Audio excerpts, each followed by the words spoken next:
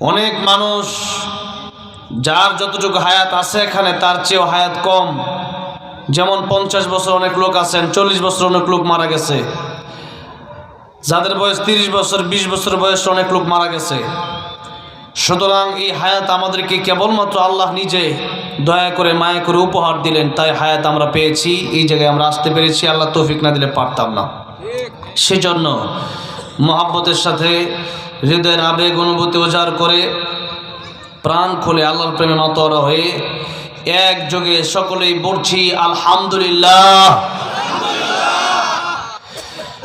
যেহেতু 10:30 বাজতেছে, মোটামুটি ঘন্টা দেড়েক কথা বলার জন্য ইচ্ছা করেছি। অনেক ওলামায়ে কেরামরা আপনাদের সামনে কোরআন হাদিস থেকে গুরুত্বপূর্ণ তাকরির পেশ করেছেন, কথা বলেছেন। সে কথাগুলো যদি আপনারা আমল করতে পারেন, আপনাদের জীবন সুন্দর হয়ে যাবে, পরকাল সুন্দর হয়ে যাবে। এরপরেও যেহেতু দাওয়াত করা হয়েছে, কিছু কথা তো বলতেই হবে। কথা শুরু করার আগে মাঝে মধ্যে একটু আপনাদেরকে কিছু প্রশ্ন করতে চাই, আপনারা একটু জবানটা খুলে জবাব দিবেন। এই যে আমরা যেই মাসে আমরা উপস্থিত হয়েছি, বর্তমানে যে মাসটা চলতেছে, এই মাসের নাম কি একটু বলেন? রজব মাস। আরেকটা মাস আছে, যেমন যদিও পোস্টারে লেখা হয়েছে শুধুমাত্র জানুয়ারি, এইরকমভাবে রজব মাস লিখলে অনেকে তারিখে চিনত না, ঠিক না? ঠিক। যদি বলা হয়তো যে রজব মাসের অমুক তারিখে প্রোগ্রাম হবে, তাহলে অনেকেই এই মাস সম্পর্কে জানতোই না। মানে জানুয়ারিতেই আমরা খোঁজখবর বেশি রাখি। আমাদের দেশে অনেক লোক আছে এখনও রজব মাস যে আসছে জানি না, এমন লোক আছে না? নাই। কিন্তু এটা আমাদের জানা অতীব জরুরি ছিল। আরবি মাসের নাম জানা ফরজে কিফায়া। কিছু মানুষের জানতে হবে, নাহলে সবাই গুনাহগার হবে। কারণ আমাদের ইবাদতের সাথে আরবির সম্পর্ক, নাকি ইংলিশের? কিসের সম্পর্ক? আরবির সম্পর্ক। এই জন্য আরবি আমাদেরকে গুরুত্ব দিয়ে শিখতে হবে। আরবির ব্যাপারে প্রথমেই যে কথাটা বলতে চাই, বিশেষ করে কোরআন তো শিখতেই হবে। আরবি এমন একটা ভাষা, যেই ভাষাটা কোরআনের ভাষা, যেই ভাষাটা রাসূল সাল্লাল্লাহু আলাইহি সাল্লামের ভাষা, মক্কা মদিনার ভাষা, জান্নাতের ভাষা, কবরের ভাষা। তাহলে আর ইংলিশ যেই ভাষা, ইংলিশ ভাষাটা শেষ হয়ে যাবে একদিন। কবরে যাওয়ার আগে ইংলিশ ভাষা, বাংলা ভাষা, হিন্দি ভাষা, চাইনা ভাষা সব শেষ। কবরে যেদিন মানুষ চলে যাবে, এরপর থেকে এরকম কোনো ভাষা মানুষের জবান দিয়ে আসবেও না, মানুষের মনেও থাকবে না। ওই সময় থেকে মানুষের জবান আল্লাহ আরবি বানায় দেবেন। সুতরাং ইন্টারন্যাশনাল ল্যাঙ্গুয়েজ ইংলিশ না, ইন্টারন্যাশনাল ল্যাঙ্গুয়েজ ইংলিশ হতে পারে না, বরং ইন্টারন্যাশনাল ল্যাঙ্গুয়েজ হলো আরবি। কি বলেন? আরবি। কোরআনের যেই ভাষা, এই ভাষার চেয়ে সুন্দর পৃথিবীতে এর চেয়ে দামি ভাষা আর নাই। যেই ভাষা কবরে গেলেও শেষ হয় না, সেই ভাষার চেয়ে দামি আর ভাষা নাই। যেই ভাষা আমার নবীর ভাষা, সেই ভাষার চেয়ে দামি ভাষা আর নাই। যেই ভাষা জান্নাতে যাওয়ার পরেও থাকবে, সেই ভাষার চেয়ে সুন্দর ভাষা কি আর আছে? সুতরাং এই ভাষাকে আমাদের গুরুত্ব দিতে হবে। তাই প্রথমে যে মেসেজ আপনাদেরকে দিতে চাই, ওইটা হচ্ছে যে আমরা আজকে ইংলিশ নিয়ে অনেক লাফালাফি করেন, তাতে কোনো সমস্যা। আপনি ডক্টর, ইঞ্জিনিয়ার, ব্যারিস্টার হতে পারেন, হন না, তো করি নাই, হন। দরকার আছে আমাদের মুসলমানদের থেকে ইঞ্জিনিয়ার দরকার আছে, ডাক্তার দরকার আছে, ব্যারিস্টার দরকার আছে, উকিল দরকার আছে, জজ দরকার আছে। তবে কথা হচ্ছে, যেহেতু একটা পরিচয় আছে যে আমরা বাংলাদেশি, আমরা বাঙালি, আসলে একটা পরিচয় আমাদের, যার কারণে আমরা দেশকে ভালোবাসি। আমরা যেমন আমাদের ইসলামকে যেমন আমরা ভালোবাসি সবাই অন্তর দিয়া, তেমন দেশকে ভালোবাসা এটা হচ্ছে ইমানের অন্তর্ভুক্ত। দেশকে আমাদের ভালোবাসতে হবে। দেশের মাটি রক্ষা করার জন্য যে কেউ মারা যায়, সে ব্যক্তি মুসলিম হয়, তাহলে সেও শহীদ হয়ে যাবে। এই জন্য দেশের জন্য আমরা লড়াই করতে চাই, দেশ আমাদের রক্ষা করতে হবে। আমরা বাঙালি, এটা আমাদের পরিচয়, ঠিক আছে। কিন্তু তার আগে আমাদের সবচেয়ে বড় পরিচয় হলো আমরা মুসলিম। আমরা কি? মুসলিম। বাঙালি হিসাবে বাংলা ভাষা জানার দরকার আছে না নাই? বাঙালি হিসাবে এই যে বাংলা কোন মাস চলে আপনারা বলেন তো? মাঘ মাস। পৌষ মাস গেছে, আজকে 2 তারিখ মাঘ মাসের। তো এই যে মাঘ মাস চলতেছে, এই মাঘ মাস, পৌষ মাস, এটা অনেকে জানে না, কিন্তু বাংলা মাসের নামগুলো জানার দরকার আছে না নাই? যেহেতু আমরা বাঙালি, সেই হিসাবে বাংলা মাসের নামগুলো জানার দরকার। তবে একটু আমরা যেহেতু রজব মাস সম্পর্কে কথা আমাকে বলতে হবে, এই রজব মাস চলে আসলে রজব মাস নিয়ে একটু কথা বলি। কি জন্য? শাবান মাস চলে আসলে শাবান মাস নিয়ে কথা কি জন্য বলি? রমজান মাস আসলে রমজান নিয়ে কথা কি জন্য বলি? কারণ রাসূলুল্লাহ সাল্লাল্লাহু আলাইহি ওয়াসাল্লামের অভ্যাস ছিল, যখন যেই মাস চলে আসতো, যেই মাসের আগমন হতো, ওই মাস নিয়ে রাসূলুল্লাহ সাল্লাল্লাহু আলাইহি সাল্লাম কথা বলতেন, মৌসুম ভিত্তিক আলোচনা করতেন। তাই আজকে আমরা রজব মাস সম্পর্কে প্রাথমিকভাবে কিছু আলোচনা শুনব। এরপরে আমরা কোরআন শরীফের সূরা আহজাব থেকে 41 নম্বর আয়াত থেকে সংক্ষিপ্ত তাফসীর করার চেষ্টা করব বলি ইনশাআল্লাহ। তাহলে রাসূল করিম সাল্লাল্লাহু আলাইহি সাল্লাম মৌসুম ভিত্তিক আলোচনা করতেন, মাস ভিত্তিক আলোচনা করতেন। তাই আমরাও প্রাথমিকভাবে, যেহেতু এই রজব মাস অনেক গুরুত্বপূর্ণ একটা মাস, এই মাসকে আল্লাহ সম্মান দিয়েছেন, তাই এই মাসের ব্যাপারে আমরা একটু আগে জানবো, এরপরে ইনশাআল্লাহ আমরা সামনের দিকে আগে বাড়বো। আমার ভাইয়েরা, বাবাজিরা, এই মাস সম্পর্কে সূরা তাওবায় আল্লাহ রাব্বুল আমিন সরাসরি কোরআন শরীফে আয়াত নাযিল করে জানিয়ে দিলেন। কি জানিয়ে দিলেন সেটা একটু আমরা কোরআনের আয়াত থেকে একটু শুনি। আল্লাহ রাব্বুল আমিন বললেন, ইন্না ইদ্দাতাশ শুহুরি ইনদাল্লাহি 12 শাহরান ফি কিতাবিল্লাহ ইয়াওমা খালাকাস সামাওয়াতি ওয়াল আরদা মিনহা আরবাআতুন হুরুম যালিকাদ দীনুল কাইয়্যিম ফালা তাযলিমু ফীহিন্না আনফুসাকুম। আল্লাহ রাব্বুল আলামিন বলছেন, যেদিন আমি আল্লাহ আকাশ জমিন সৃষ্টি করেছি, সেদিন থেকে আমি আল্লাহর গণনায় 12টা মাস রয়েছে। তাহলে 12টা মাসের গণনা এটা কোনো মানুষ সৃষ্টি করে নাই, কোনো মানুষ 12 মাস বানায় নাই, তৈরি করে নাই, বরং 12টা মাস যেই পৃথিবীতে সিস্টেম, যে 12 মাসের সিস্টেমে যে আমরা চলতেছি, 12 মাস, এই 12 মাসের উৎপত্তি, এই 12 মাস সৃষ্টি করেছেন স্বয়ং কে? আল্লাহ নিজে। তাই আল্লাহ বলছেন, ইসনা আশারা শাহরান ফি কিতাবিল্লাহ, আল্লাহর গণনায় এই 12টা মাস আছে। আল্লাহ বলেন এই 12 মাস, এটা কিন্তু জানুয়ারি ফেব্রুয়ারি না, এটা কিন্তু পৌষ মাঘ না, এটাই হলো রজব, শাবান, রমজান, শাওয়াল, জিলকদ, জিলহজ, মুহররম, এই মাসগুলোর কথাই আল্লাহ বললেন। এই মাসগুলো সরাসরি আল্লাহর পক্ষ থেকে আসে। ঈদের আগে রমজান যখন 29টা চলে যায়, মাগরিবের পরে চাঁদ দেখা শুরু করে মানুষ, আগামীকাল হয়তো আজকে চাঁদ উঠলে রোজা 29টা হবে, আর যদি চাঁদ না ওঠে তাহলে রোজা কয়টা হবে? 30টা হবে, চাঁদের সাথে সম্পৃক্ত। তার মানে আল্লাহ যদি চাঁদকে বলে চাঁদ উঠো, তাহলে তো চাঁদ উঠবে, আর আল্লাহ যদি বলে চাঁদ উঠবা না, এখন রোজা আরেকটা এই মাসে বেশি হবে, তখন চাঁদ আর উঠবে।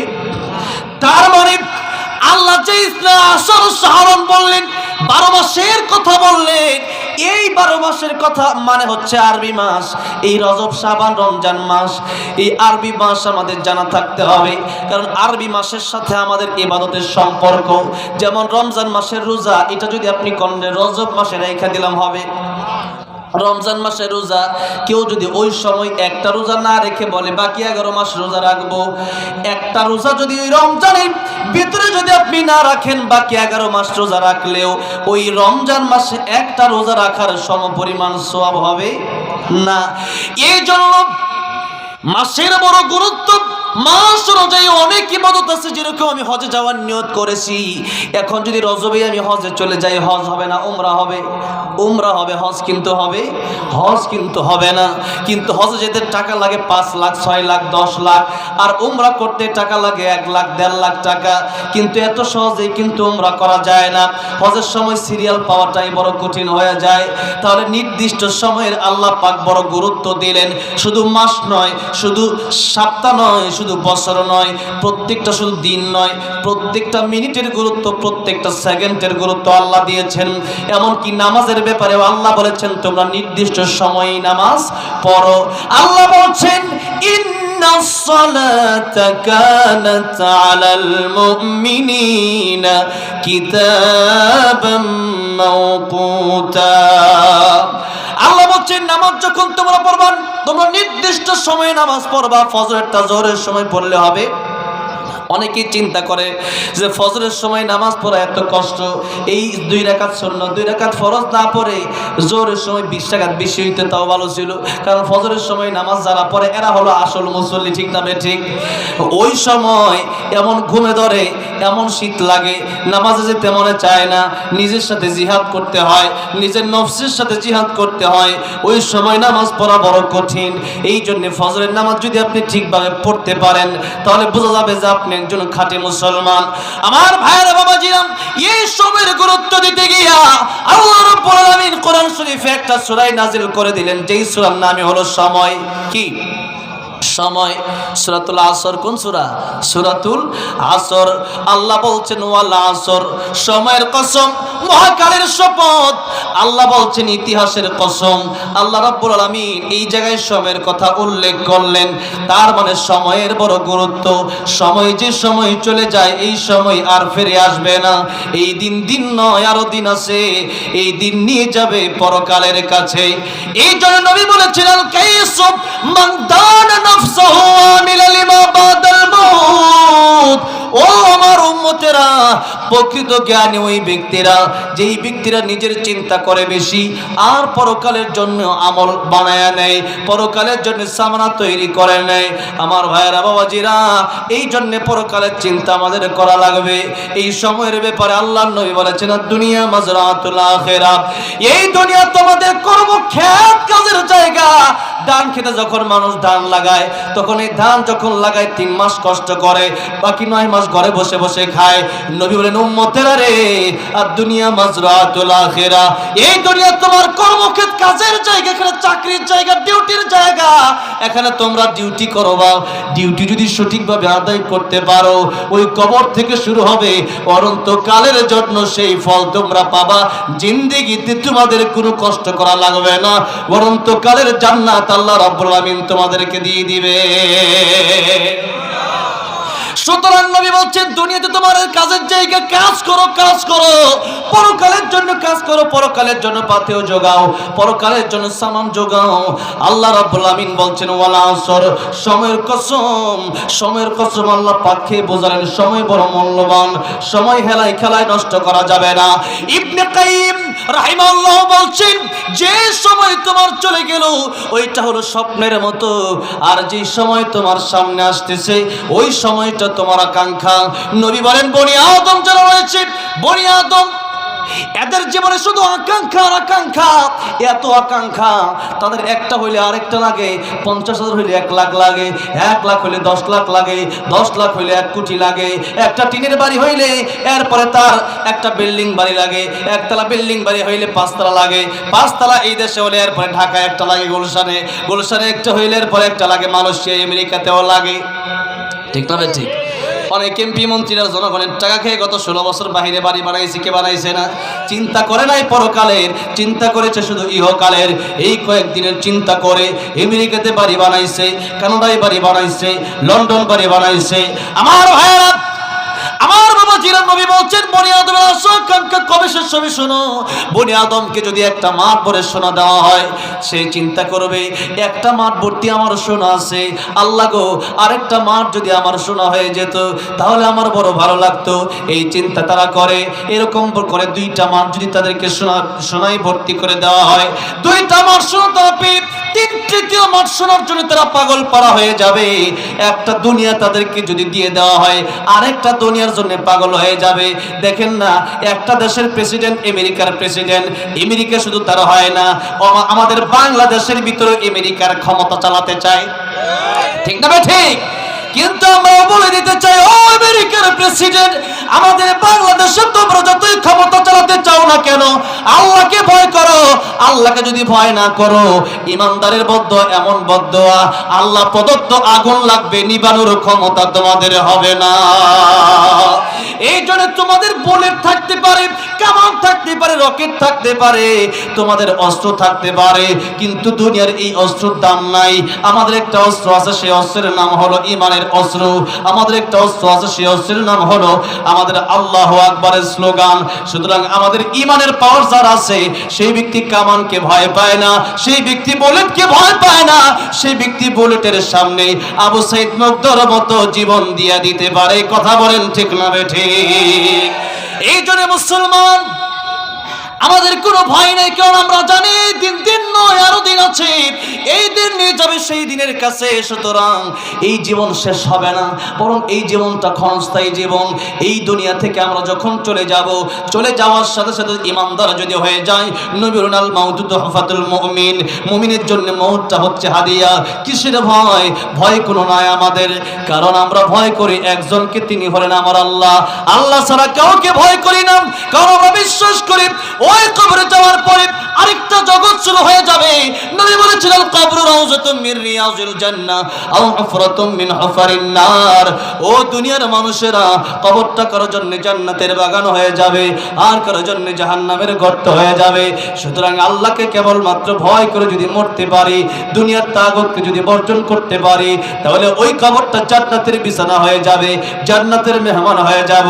সুতরাং আমাদের কোনো টেনশন নাই, বরং যারা এই চিন্তা করে যে কবরে যাওয়ার পরে আর কিছু মনে হয় নাই, ওই মৃত্যুর পরে মনে হয় শেষ হয়ে যাব, অথবা খারাপ কাজ তো করছি, জাহান্নামী তো হয়ে গেছি, আর একটু জাহান্নামী হয়েই যায়, এরকম চিন্তা যাদের, এরাই কেবলমাত্র দুনিয়ার জন্য পাগল, এরাই কেবলমাত্র আল্লাহ বিমুখ হয়ে যায়, এরাই কেবলমাত্র চিন্তা করে এই দুনিয়াতে কিভাবে খাও দাও ফুর্তি করো, দুনিয়াটা মস্ত বড়। এই জন্য মুমিনের চিন্তা এটাও হতে পারে না, বরং মুমিনের চিন্তা প্রথম হবে আখিরাত। আখিরাত যদি আপনি চান, আপনি যদি আল্লাহরে চান, মাল্লাহুল মাওলা ফালাহুল কুল, আমার আল্লাহর প্রেমে পাগল হন, তামাম দুনিয়া আল্লাহ রাব্বুল আমিন আপনার পায়ে ঢেলে দিবে। জোরে বলা যাবে না আল্লাহু আকবার? এই জন্য কার প্রেমে পাগল হতে হবে? কার প্রেমে? আল্লাহর প্রেমে পাগল হতে হবে। আল্লাহর প্রেমে পাগল হয়ে যান, আল্লাহর ইবাদত করেন, আল্লাহ কেমনে দুনিয়া ফ্রি দিয়ে দিবে কল্পনাও করতে পারবেন না। এই জন্য মুসলমান ভাইরা, আমার বাবাজিরা বলছিলাম সময়ের কথা, এই সময়টা আল্লাহ রাব্বুল আমিন আমাকে দিয়ে দিলেন, এই সময়কে আমার মূল্য দিতে হবে। নবীজি বলেছেন, اغتنم خمسا قبل خمس شبابك قبل هرمك وصحتك قبل سقمك وغناك قبل فقرك وفراغك قبل شغلك وحياتك قبل موتك। আমার উম্মতেরা, পাঁচটা সময় আসার আগে তোমরা পাঁচটা সময়কে মূল্য দাও। জোরে আওয়াজ দিয়ে বলেন, কয়টা সময় আসার আগে কয়টা সময়কে মূল্য দিতে হবে? পাঁচটা সময়কে মূল্য দিতে হবে। নবী কি বললেন একটু ভালো করে শুনেন। একটা মাত্র হাদিস শরীফ যদি আপনার জীবনে আপনি বাস্তবায়ন করতে পারেন, একটা মাত্র হাদিস শরীফ মানার কারণে আপনার জান্নাত আপনার নসিব হয়ে যাবে। এই জন্য বাবাজিরা, জানি না আর কতক্ষণ আপনি থাকবেন, একটু পরে আস্তে আস্তে ওঠাও শুরু হতে পারে। কিন্তু কথা হচ্ছে, একজন মানুষ যদি একটা হাদিস শরীফের কারণে হেদায়েত হয়ে যায়, এটাই আমার জন্য নাজাতের উসিলা হতে পারে। আমার ভাইরা বাবাজিরা, নবী বললেন, ইগতানিম খামসান ক্বাবলা খামসিন, পাঁচ সময় আসার আগে তোমরা পাঁচ সময়কে মূল্য দাও। এক নম্বর নবী বললেন, শাবাবাকা ক্বাবলা হারামিক, এক নম্বর যুবক থাকা অবস্থায় বৃদ্ধ হওয়ার আগে এই সময়কে মূল্য দাও। কারণ যৌবন কাল চিরদিন থাকে, আর যৌবন কালেও মানুষ মারা যায় কি যায় না। কার মরণ কোন দিন আসে, কার মরণ কোথায় হয়, কার মরণ বাড়িতে হয়, কার মরণ গাড়িতে হয়, এটাকে আমরা জানি, শ্রবণ জানি। তাই কই বলছেন, আমার মরণ আসিবে কখন কেউ তো জানে না, আমার মরণ আসিবে কখন কেউ তো জানে না। আমি মরে গেলে আমায় তোমরা ভুইলা যাইও না, আমি চলে গেলে আমায় তোমরা ভুইলা যাইও না। আমার মরণ আসিবে কখন কেউ তো জানে না, আমার মরণ আসিবে কখন কেউ তো জানে না। এই দুনিয়া চিরজীবন থাকার জায়গা না, অন্ধকার কবর যে আমার আসল ঠিকানা। সবাই রেখে আমায় চলে যাবে, সঙ্গী হবে না। সবাই রেখে আমায় চলে যাবে, সঙ্গী হবে না। আমার মরণ আসিবে কখন কেউ তো জানে না। আমার মরণ আসিবে কখন কেউ তো জানে না। এই জন্য আমার উম্মতেরা 24 ঘন্টা মৃত্যুর প্রস্তুতি নিয়ে থাকো। কার কাছে কোন দিন মালাকুল মউত আসে বলা যায় না। নবীর কাছে মালাকুল মউত আসে। নবীজি একটা হাদিস শরীফ শোনাবো, তার আগে এই কথা বলি একটু শুনেন। নবীজির কাছে মালাকুল মউত আসার আগে 3 বার অনুমতি নিলেন। নবীর জান কবজ করার আগে একবার নবীজি যখন ঘরের ভিতরে, তখনই বাইরে থেকে একবার দাঁড়ায় সালাম দিলেন মালাকুল মউত আজরাইল। বলেন আসসালামু আলাইকা ইয়া রাসূলুল্লাহ। বলেন ফাতেমা, দরজার বাইরে দেখো কে যেন আমার সালাম দেয়। বলে ঢোকার জন্য পারমিশন চায়। ফাতেমা রাদিয়াল্লাহু আনহা দরজা খুলে তাকায় দেখেন মক্কা নগরীর মানুষের সাথে যেই লোকের কোনো মিল নাই। মদিনা নগরীর মানুষের, মদিনাতুল মুনাওয়ারার মানুষের সাথে যেই লোকের কোনো মিল নাই। ফাতেমা রেখে বলেন, ও বাবা জান, ইয়া রাসূলুল্লাহ, ইয়া হাবিবাল্লাহ, দরজার বাইরে আমি কাকে দেখতে পারলাম যার সাথে এই মক্কা নগরীর মানুষের সাথে যার কোনো মিল নাই, মদিনার মানুষের সাথে যার কোনো মিল নাই। ও বাবা, এমন একজন লোক যার মাথা আকাশে, যার পা দুইটা জমিনে। আমার নবী অনেক কষ্ট করে তাকায় দেখলেন নবীজির মাথা মোবারক ব্যথা, বুকে ব্যথা। এরপর নবীজি তাকালেন, তাকায় বলেন, মারে, এটা মালাকুল মউত আজরাইল, দুনিয়ার সব সাত কর্তনকারী। নবী ফাতেমা রাদিয়াল্লাহু আনহা বলেন, বাবা এই সময় কেন আসলো মালাকুল মউত আজরাইল? নবী বলেন, ও ফাতেমা, আসতে যেহেতু আসতে দাও। ফাতেমা বলল, বাবা মনে হয় তোমার জান কবজ করতে এসেছে, আমি আসতে দেব না। নবী বললেন, ফাতেমা তুমি আসতে দাও না দাও, দুনিয়ার মানুষের কাছে মালাকুল মউত আসলে অনুমতি লাগে না। দুনিয়ার মানুষের কাছে মালাকুল মউত অটোমেটিকলি আসতে পারে, কিন্তু ফাতেমা আমি রাহমাতুল লিল আলামিন, আল্লাহ রাব্বুল আলামিন আল্লাহ নিজের ব্যাপারে বলেছেন, আলহামদুলিল্লাহি রাব্বিল আলামিন। আল্লাহ যত আলম আছে আল্লাহর সৃষ্টি জগতে, সমস্ত আলমের জন্য আল্লাহ হচ্ছেন রব। আর আমার নবীর ব্যাপারে আল্লাহ রাব্বুল আলামিন কোরআন শরীফে ঘোষণা করে দিলেন, ওয়ামা আরসালনাকা ইল্লা রাহমাতাল লিল আলামিন। রাহমাতুল লিল আলামিন নবী কোরআনে প্রমাণ, আশিক বিনে কে বুঝিবে আমার দয়ার নবীর শান। খারাপ লাগতেছে? একটু মাঝে মধ্যে বলা যাবে না আমার সাথে? তাহলে আমার সহজ হবে আর কি। বলেন না, রাহমাতুল লিল আলামিন নবী, রাহমাতুল লিল কোরআনে প্রমাণ, আশিক বিনে কে বুঝিবে আমার দয়ার নবীর শান। উম্মত বিনে কে বুঝিবে আমার দয়ার নবীর শান। নবী আমার মদিনারে বলবো,